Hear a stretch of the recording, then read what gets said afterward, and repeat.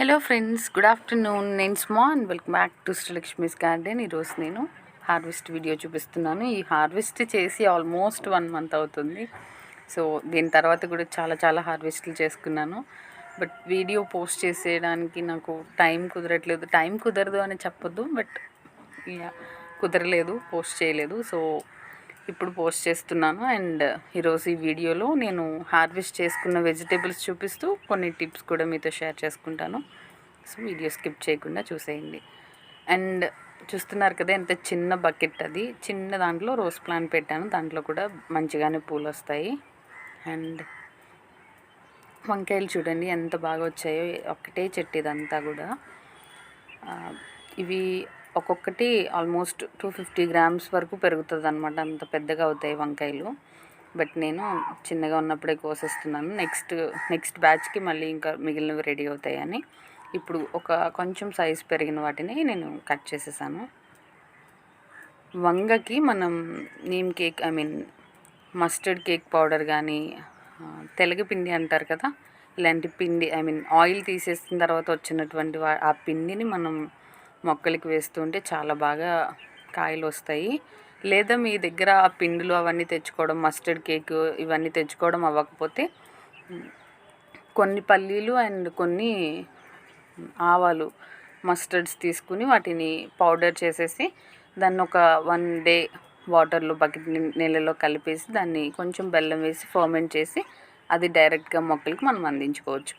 ఒక 20 లీటర్స్ బకెట్కి మనం ఆల్మోస్ట్ ఒక 100 గ్రామ్స్, ఒక 50 గ్రామ్స్ ఆవాలు అండ్ ఒక 100 గ్రామ్స్ పల్లీలు మిక్సీ చేసిన పౌడరు కలుపుకోవచ్చు. అండ్ దాన్ని మనం ఆల్మోస్ట్ ఒక 100 ప్లాంట్స్ వరకు కూడా దాన్ని యూస్ చేసుకోవచ్చు. దాన్ని బట్టి మీకు ఎంత అవసరం అనే దాన్ని చూసుకుని దాన్ని బట్టి వాటర్ కలుపుకోండి. అండ్ బనానా లిక్విడ్ ఫెర్టిలైజర్ కూడా చాలా బాగా పనిచేస్తుంది. నేను ఆ వీడియో కూడా లింక్ డిస్క్రిప్షన్లో ఇస్తాను. అండ్ అప్పారోసా మ్యాజిక్ ఫార్ములా అని మన ఛానల్లో ఒక వీడియో చేశాను. అది కూడా చాలా బాగా పనిచేస్తుంది. మీకు చాలా బాగా చేంజ్ కనిపిస్తుంది. మీరు యూస్ చేస్తేనే కానీ అది ఎంత యూజ్ అవుతుంది అనేది మీకు తెలీదు. సో నేను అది కూడా మీకు వీడియో లింక్ డిస్క్రిప్షన్లో ఇస్తాను, కావాల్సిన వాళ్ళు చెక్ చేయండి. అండ్ వర్షాకాలంలో ఎంత మంచిగా మనకి హార్వెస్ట్లు వస్తాయో వాటితో పాటు మనం న్యూట్రియంట్స్ చాలా బాగా ఇస్తూ ఉండాలి. వాటికి న్యూట్రియంట్స్ అందించకపోతే వర్షం పడినప్పుడు మెన్యూర్స్ కానీ దాంట్లో ఉన్నటువంటి ఆ బలం అంతా కూడా పోతుందన్నమాట. సో న్యూట్రియంట్స్ అన్నీ వెళ్ళిపోతాయి రెయిన్ వాటర్తో పాటు. నీళ్ళు పడాలి అని ఏమి ఉండదు కదా, వర్షం ఎక్కువ పడుతుంది కదా, సో వాటర్తో పాటుగా వెళ్ళిపోతాయి అన్నమాట. సో వర్షం తగ్గిన తర్వాత అందుకే మొక్కలు డల్గా అవుతాయి. మనం మళ్ళీ ఫెర్టిలైజ్ చేసుకుంటూనే ఉండాలి. ప్రతి 15 డేస్కో లేదా 1 మంత్కి ఒకసారి మీరు కంపోస్ట్ కానీ మెన్యూర్ కానీ డైరెక్ట్గా మొక్కలకి మొదట్లో కొంచెం సాయిల్ లూజ్ చేసి కలుపుతూ ఉంటే మొక్కలు చాలా బాగా పెరుగుతాయి. అండ్ పాటింగ్ మిక్స్ కూడా చాలా ఇంపార్టెంట్. మనం పాటింగ్ మిక్స్ ప్రాపర్గా తీసుకుంటే రెగ్యులర్గా ఫీడ్ చేయాల్సిన అవసరం ఉండదు మొక్కలకి. ఒక క్రాప్ సీజన్ మొత్తంకి కూడా సరిపోతుందన్నమాట. ఎప్పుడైనా మనకి లిక్విడ్ ఫెర్టిలైజర్స్ కానీ, బియ్యం కడిగిన నీళ్ళు ఇలాంటివి ఏవో ఒకటి పోస్తాం కదా, అవి వేస్తూ ఉంటే సరిపోతుంది. అంతకన్నా ఎక్కువ అవసరం ఉండదన్నమాట. పాటింగ్ మిక్స్ ప్రాపర్గా తీసుకోకపోతే తర్వాత కొంచెం ఎక్కువ ఫీడ్ చేయాల్సి వస్తుంది. ఫీడ్ చేసినా కూడా మట్టిలో బలం లేకపోతే అంతగా మంచి యూస్ ఉండదు అన్నమాట. అండ్ ఎక్కువ కంపోజిషన్, ఒకవేళ చాలామందికి కోకోపీట్ దొరకట్లేదని కంప్లైంట్ చేస్తున్నారు. ఓకే, కోకోపీట్ మీకు దొరకకపోతే మీరు వరి పైనటువంటి ఊక ఉంటుంది కదా, అది తెచ్చి కలుపుకోవచ్చు. లేదా ఇసుక కలుపుకోవచ్చు. లేదా డ్రై ఆకులు, పెద్ద చెట్ల కింద ఎండిపోయినటువంటి ఆకులు అవి కలెక్ట్ చేసి అవి వాడుకోవచ్చు. ఇలా ఏదో ఒకటి మీకు ఏది వీలుగా ఉంటే అది. పప్పు మినుములు ఇవన్నీ ఆడిన తర్వాత పైన పొట్టు వస్తుంది కదా, అలాంటివి కానీ ఏదైనా సరే లైట్ వెయిట్ ఉన్నది ఏదైనా యూస్ చేసుకోవచ్చు. లేదా మీరు డైరెక్ట్గా మెన్యూర్ అండ్ మట్టి తీసుకుని డైరెక్ట్గా మొక్కలు పెట్టుకున్నా కూడా ప్రాబ్లం ఉండదు. కాకపోతే కోకోపీట్ కానీ ఏదైనా లైట్ వెయిట్ ఉన్నది తీసుకుంటే స్లాబ్ మీద వెయిట్ తగ్గుతుంది మనకి. కొంచెం మనం ఎక్కడికైనా మార్చాలన్నా పాట్ని ఏదైనా కూడా కొంచెం మనకు కూడా ఈజీగా ఉంటుంది. సో అండ్ వాటర్ కూడా మనం ఎప్పుడైనా ఒక రోజు పోయకపోయినా కూడా కొంచెం ఆ వాటర్ని కూడా ఆపుతుంది అనమాట కోకోపీట్ ఉంటే. సో అందుకని కోకోపీట్ చెప్తాము, దొరకనప్పుడు మీరు స్కిప్ చేయొచ్చు, ప్రాబ్లం ఏమి ఉండదు, దానివల్ల హార్వెస్ట్లు ఏం తగ్గిపోవు. ఓకే. అండ్ ఆకుకూరలు ఒక అట్లీస్ట్ ఏ రకం ఆకుకూర పెట్టుకున్నా ఒక 3-4 రకాలు ఒక 3 టబ్స్లో పెట్టుకుంటే మనం అంటే జనరల్గా మనం ఎక్కువ తోటకూర ఇష్టంగా తింటే ఆకుకూరలు అన్నిటిలోనూ తోటకూరను ఒక 3 టబ్స్లో పెట్టుకోవడం, అలా మన నీడ్ని బట్టి ప్లాన్ చేసుకోవడం బెటర్ అనమాట. సో అంటే అందరూ అన్ని ఆకుకూరలు తినరు ఇష్టంగా అందరు ఫ్యామిలీస్లో. సో మన ఫ్యామిలీలో ఎవరు ఏ ఆకుకూరని తింటున్నారో దాన్ని బట్టి ప్లాన్ చేసుకోవడం బెటర్ అనమాట. ఒకటే దాంట్లో పెట్టి ఆకుకూర అంతా వారానికి ఒకసారి హార్వెస్ట్కి రావాలంటే ఒకటే టబ్లో సరిపోదు. సో దాన్ని బట్టి కూడా ప్లాన్ చేసుకోవాలి. అండ్ బీర, మనం ఇలాంటి బీర కానీ ఇలాంటివి ఏమైనా క్రీపర్స్ పెట్టినప్పుడు ఖచ్చితంగా ఒకటే పాట్లో 2-3 విత్తనాలు పెట్టుకోవాలి. అండ్ ఒకటే బ్యాగ్లో పెట్టుకుంటే సరిపోదు, పాలినేషన్ ప్రాబ్లమ్ వస్తుంది. అండ్ మనకి కాయలు కూడా ఒక కర్రీ చేసుకోవడానికి సరిపడాన్ని కాయలు రావన్నమాట. అట్లీస్ట్ 3-4 బ్యాగ్స్ పెట్టుకుంటే, ఒక బీర పెట్టుకుంటే ఒక 3-4 బ్యాగులు పెట్టుకోండి, 3-4 విత్తనాలు ఒకటే బ్యాగ్లో పెట్టుకోండి, 2-3 విత్తనాలు ఇలా పెట్టుకోవడం వల్ల మీకు హార్వెస్ట్ బాగా వస్తుంది. అట్లీస్ట్ ఒక తీగకి ఒక కాయ వచ్చినా ఒక 2-3 కాయలు ఒక వారానికి వస్తాయి, మీ కూరకి సరిపోతాయి అన్నమాట. అలా ప్లాన్ చేసుకోండి. అండ్ మిర్చి ప్లాన్ చేసుకుంటే 10 మొక్కలు ఖచ్చితంగా ఉండాలి. ప్రతి కర్రీలోనూ మిర్చి వాడతాం కదా, అన్ని చెట్లు ఒకేసారి క్రాప్ రాదు. సో ఒక 10 చెట్లు పెట్టుకుంటే ఒక 2-3 చెట్లు ఈ వారంలో హార్వెస్ట్ వస్తే 2-3 చెట్లు ఇంకొక వారంలో అలా వస్తూ ఉంటాయి. అండ్ బెండ పెట్టుకుంటే ఒక 10 మొక్కలు ఖచ్చితంగా పెట్టుకోవాలి. బెండ కూడా ఆల్మోస్ట్ ప్రతిరోజు హార్వెస్ట్ చేయాలి, ఒక్కొక్క కాయ వస్తూ ఉంటుందన్నమాట. ఒక 10 మొక్కలు పెట్టుకుంటే 1/2 కిలో పైనే వారానికి ఒకసారి హార్వెస్ట్ వస్తుంది. సో ఖచ్చితంగా బెండ కూడా 10 మొక్కలు పెట్టుకునేలాగా ప్లాన్ చేసుకోండి.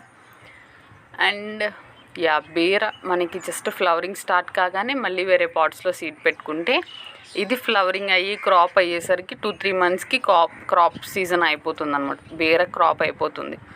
సో ఈ లోపు మళ్ళీ కొత్తగా పెట్టినటువంటి సీడ్ ఫ్లవరింగ్ స్టార్ట్ అవుతుంది, నెక్స్ట్ మనకి కాయలు కంటిన్యూస్గా వస్తాయి అన్నమాట. సో ఇలా ప్లాన్ చేసుకుంటే ఎక్కువ మొక్కలు పెట్టకుండానే ఎక్కువ పెద్ద గార్డెన్ మెయింటైన్ చేయలేకపోయినా, ఎక్కువ ఇన్వెస్ట్ చేయలేకపోయినా కూడా మంచి హార్వెస్ట్ తీసుకోవచ్చు అనమాట. అండ్ పువ్వుల మొక్కలు కూడా ఖచ్చితంగా గార్డెన్లో ఉండాలి.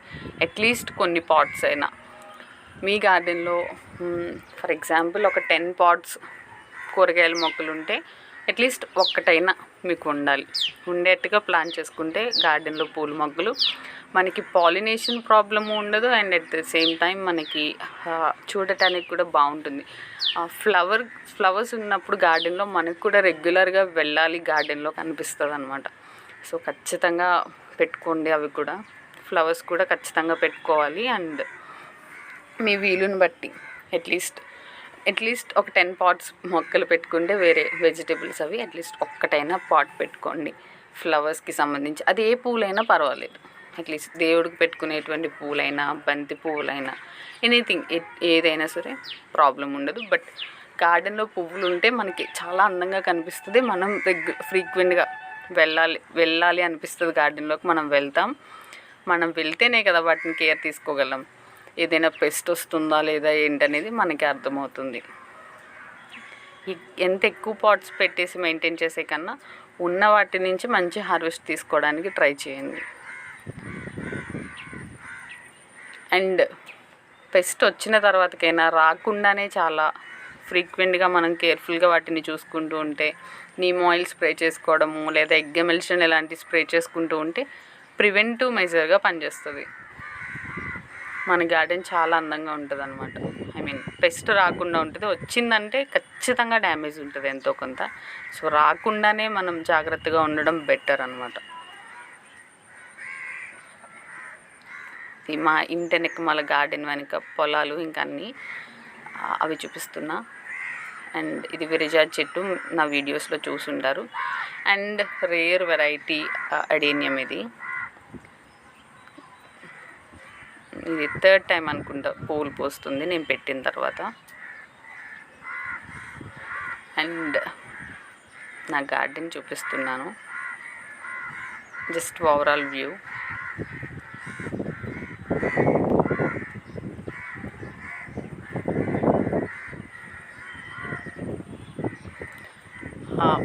కొత్తగా క్రీపర్స్ అవి కొంచెం ఎక్కువ పెట్టాము ఈ సంవత్సరం. సో జస్ట్ నేను వైర్ లాంటిది జస్ట్ కట్టేసి వదిలేసాం అనమాట. పందిర్లు వేయటం ఇబ్బంది అవుతుందని అని అలా కట్టేసి వదిలేసాం. వాటికి పాకుతున్నాయి. బీరకాయలు చాలా బాగా వస్తున్నాయి. మీకు ఇంకా ఇప్పుడు పెట్టే వీడియోస్లో ఇంకా రెగ్యులర్గా చూస్తారనమాట బీర అండ్ రోసెస్. కడియం వెళ్ళాము, అక్కడ కొన్ని మొక్కలు తీసుకొచ్చాము. ఆ కడియం వీడియో కూడా పోస్ట్ చేస్తాను. అంటే మేము తీసుకున్న మొక్కలు అవి కాదు కానీ జస్ట్ అక్కడ నర్సరీస్ అవి కొంచెం చిన్న క్లిప్పింగ్స్ తీసాను. అవి కూడా నెక్స్ట్ వీడియోస్లో పెడతాను. కూరగాయ మొక్కలతో పాటు నేను ఈక్వల్గా పూల మొక్కలకు కూడా ఇంపార్టెన్స్ ఇస్తాను. అవి ఇవి కూడా పెంచుకుంటాను. పువ్వుల మొక్కలు ఖచ్చితంగా ఉండాలి. అసలు నేను కూరగాయల కన్నా కూడా ముందు పువ్వులు పెంచుకోవడానికి ఇష్టపడతాను. ఎందుకంటే గార్డెన్లోకి వెళ్ళగానే ఒక హ్యాపీనెస్ వస్తుంది అనమాట పువ్వులను చూస్తే. ఎన్ని కూరగాయల చెట్లు ఉన్నాయి, ఎన్ని ఉన్నా ఆ ఫీల్ రాదు మనకి. బట్ ఈ పూల మొక్కలు ఉంటే మాత్రం గార్డెన్ చాలా అందంగా కనిపిస్తుంది. మనకి రెగ్యులర్గా గార్డెన్లోకి వెళ్ళాలి అనిపిస్తుంది. సో ఖచ్చితంగా గార్డెన్లో పూల మొక్కలను కూడా పెంచుకోండి. అట్లీస్ట్ కొన్నైనా, మీకు తక్కువ స్పేస్ ఉంటే తక్కువ. బంతి మొక్కలు చాలా అందాన్ని యాడ్ చేస్తాయి గార్డెన్కి. సో ఖచ్చితంగా పెంచుకోవాలి. ఇయర్ లాంగ్ వస్తాయి ఇప్పుడు నేను చూపిస్తున్న వెరైటీస్. సో తెచ్చుకొని కొమ్మలు కట్ చేసి పెట్టుకుంటూ ఉండండి.